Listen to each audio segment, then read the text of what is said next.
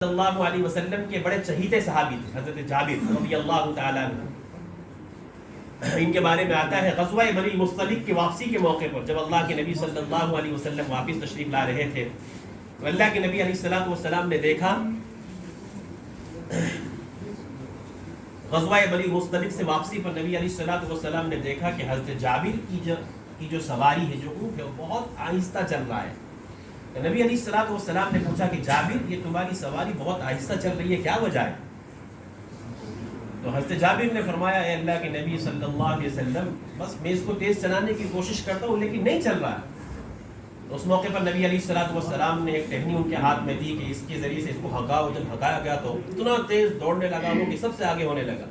بہرحال میں کوئی لمبا واقعہ ہے. اس کے اخیر میں پھر یہ ہوا کہ نبی علیہ السلام نے برسبیل تذکرہ باتوں میں پوچھ لیا کہ جابر تم نے نکاح کیا ہے کہ نہیں، نکاح کیا کہ نہیں؟ تو حضرت جابر رضی اللہ تعالیٰ عنہ نے فرمایا اے اللہ کے نبی صلی اللہ علیہ وسلم آپ کے ساتھ غزوے میں جانے سے پہلے میں نے نکاح کر لیا ہے. نبی علیہ السلام نے پوچھا کسی کنواری سے کیا کہ سیبہ بیوہ سے کیا ہے؟ تو حضرت جابر رضی اللہ تعالیٰ عنہ نے فرمایا اے اللہ کے نبی صلی اللہ علیہ وسلم چونکہ میرے والد کا انتقال ہو چکا، میری 6 بہنیں ہیں، تو اگر میں کسی کنواری سے کرتا تو جو مقصود تھا وہ حاصل نہ ہوتا. میں تو ان اپنی بہنوں کی تربیت بھی چاہتا ہوں، تو میں نے ایک سیبہ عورت سے شادی کی. نبی علیہ السلام نے اس موقع پر بھی انہیں دعا دی. کوئی تذکرہ نہیں کہ میں تو مدینہ میں تھا، مجھ سے نکاح پڑھوا لیتے، مجھے تذکرہ بھی نہیں کیا، میرے سامنے ذکر بھی نہیں کیا. نکاح تو اتنی آسان چیز تھی نبی علیہ السلام کے زمانے میں. اور ہمارے معاشرے میں کیا ہوتا ہے نکاح کے تعلق سے؟ منگنی سے بات شروع ہوتی ہے، منہ دکھائی سے بات شروع ہوتی ہے، اس رسم سے بات شروع ہوتی ہے، اور پھر جب اخیر میں جب باتیں شروع ہوتی ہیں اور بات ختم کہاں پر ہوتی ہے؟ لاکھوں روپے تک جب تک کسی کے پاس نہ ہو اس وقت تک ہمارے معاشرے میں شادی کا تصور بھی نہیں ہو سکتا. یہ ظلم ہے، ظلم. یاد رکھیے جن لوگوں کے پاس اللہ نے مال دیا ہے، صاحب ثروت ہیں، وہ لوگ تو اگر نبھا لیتے ہیں تو کون ذمہ دار ہے اس معاشرے کا کہ اوسط درجے کے لوگ، مڈل کلاس کے لوگ یا اس کے نیچے درجے کے لوگ جو ہیں جن کے گھروں میں جوان بیٹیاں ہیں. یاد رکھیں ہم سب اس معاشرے کے ظلم میں برابر کے شریک ہیں. اگر ظلم بڑھے گا، اگر زنا بڑھے گا تو اس کے ذمہ دار یہ ہمارا معاشرہ ہے. ہم نے نبی علیہ السلام کی شریعت سے بغاوت کی، اس کی وجہ سے یہ سب چیزیں اور یہ حالات پیدا ہوئے. اس لیے جس چیز کو اللہ کے نبی نے آسان اور سہل رکھا ہم اسے کیوں مشکل بنائیں؟ نکاح میں 2 چیزیں بنیادی ہیں. ایک یہ نکاح ہو سنت طریقے پر ہو، جیسا کہ اللہ کے نبی علیہ السلام نے فرمایا، ترمذی شریف کی روایت ہے اعلنوا النکاح وجعلوه فی المساجد. ایک تو نکاح کا اعلان کرو، اس لیے کہ جس طرح حرام کام جو ہے اس پر پردہ ڈالنا چاہیے، اس کا افشا نہیں کرنا چاہیے، نہ کرنا چاہیے نہ افشا کرنا چاہیے. اسی طریقے سے اگر حلال کام ہو اس کو جو ہے نا علن اعلان کرنا چاہیے. تو الحمدللہ یہ اللہ کے نبی کی مبارک سنت ہے. اس کے تعلق سے آقا نے فرمایا ایک تو اس کا اعلان کیجیے، اس کو برملا کیجیے، وجعلوه فی المساجد، اور نکاح کو مساجد کے اندر پڑھنے کا، کرنے اور کروانے کا اہتمام کیجیے.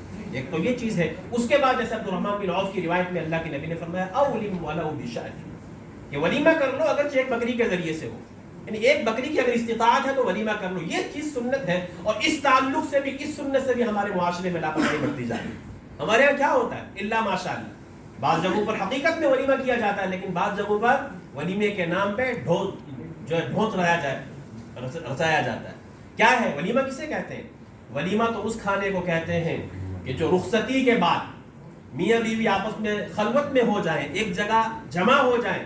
اگر وہ صحبت کر لیں تو زیادہ بہتر ہے، ورنہ کم سے کم تنہائی میں ملاقات کر لیں. اس کے بعد جو کھانا کھلایا جاتا ہے اس کو ولیمہ کہتے ہیں. ہمارے یہاں تو یہ سب کام پہلے سے نمٹا دیے جاتے ہیں.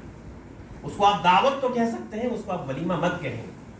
ولیمہ وہ ہے جو اس طریقے سے کیا جائے.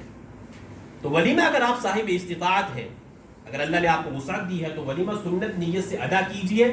اور اس میں آپ جتنی آپ کی وسعت ہے آپ جس چیز کو بلانا چاہتے ہیں بلا لیجئے. لیکن اس تعلق سے بھی ایک خرابی ہمارے معاشرے میں کیا پائی جاتی ہے، وہ یہ ہے جس کو اللہ کے نبی علیہ السلام نے فرمایا شر الطعام طعام الولیمہ یدعا لها الاغنیاء.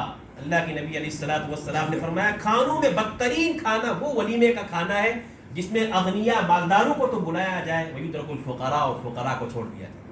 اب ہم دیکھتے ہیں ہمارا معاشرہ، ہم دیکھتے ہیں کہ ہمارے اسٹیٹس کے جو لوگ ہیں، ہمارے لیول کے جو لوگ ہیں، ان کو تو ہم کھانوں پر بلاتے ہیں، شادیوں میں بلاتے ہیں، لیکن بیچارے وہ فقراء، وہ نچلے درجے کے لوگ، ہم وہ اگر کہیں سے آ بھی جاتے ہیں تو ہم ان کو کس نگاہوں سے دیکھتے ہیں؟ یہ ڈھکی چھپی بات نہیں.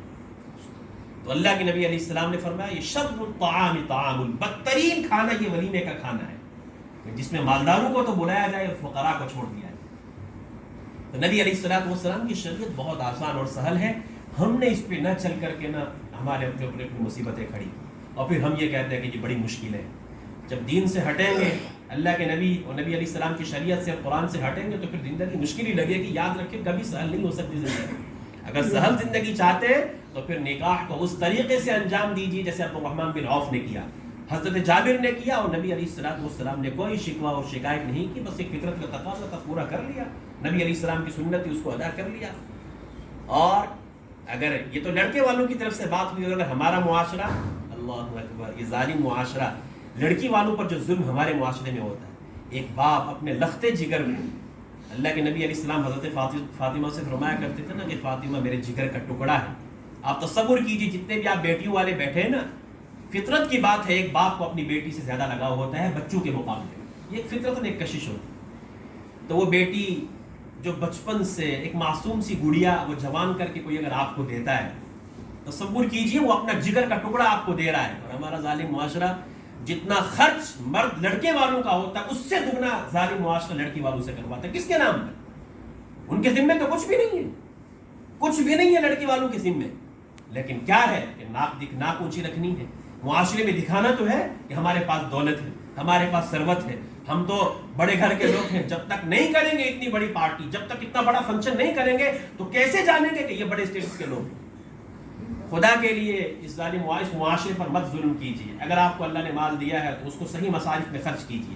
دیکھیے ایسا نہ ہو کہ ہمارے اس دولت کے خرچ ہونے کی وجہ سے ہمارے کام تو بنتے رہیں, ہماری عزتیں تو بنتی رہیں, ہمارا نام تو چرچا میں آتا رہے, لیکن وہ گھرانے جو بیچارے نہیں کر سکتے, اس کی طاقت نہیں رکھتے ہیں, ان کی بیٹیاں گھروں میں پڑی رہیں, تو پھر جب یہ زنا عام ہوگا تو پھر اس کا وبال سب پر آئے گا. ہم سب کے سب اس جرم میں شریک ہوں گے. ظاہر سی بات ہے جب ایک کام حلال طریقے سے نہیں ہوگا, آخر ایک انسان مرد ہو یا عورت ہو, اللہ نے اس کی ایک خواہش رکھی ہے, جب وہ حلال طریقے سے پوری نہیں ہوگی تو پھر حرام طریقے سے پوری ہوگی. ایک لمٹ ہوتی ہے ہر چیز کی. جب حلال طریقے سے خواہشات پوری نہیں ہوں گی تو پھر مجبور ہو کر, چاہے لڑکا ہو یا لڑکی, اس نے اپنی خواہشات کو حرام طریقے سے پورا کرنا ہے. اور پھر آج ہم دیکھ رہے ہیں اپنی آنکھوں سے کہ ہمارا ظالم معاشرہ نکاح کے لیے 5 سے 10 لاکھ روپے کے طلبگار ہے, اور زنا کے لیے 1000 روپے اور کہیں تھوڑا سا وقت چاہیے, تھوڑی سی جگہ چاہیے تنہائی کے اندر, اور زنا عام ہو رہا ہے.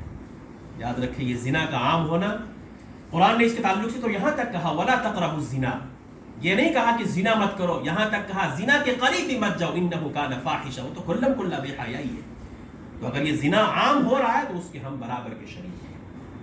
اس لیے یہ نکاح بہت مبارک عمل ہے, بہت پیاری سنت ہے آقا صلی اللہ علیہ وسلم کی, لیکن اس کو اسی طرح انجام دینے کی کوشش کیجیے جس طرح نبی علیہ السلام نے اس کی تعلیم دی. اور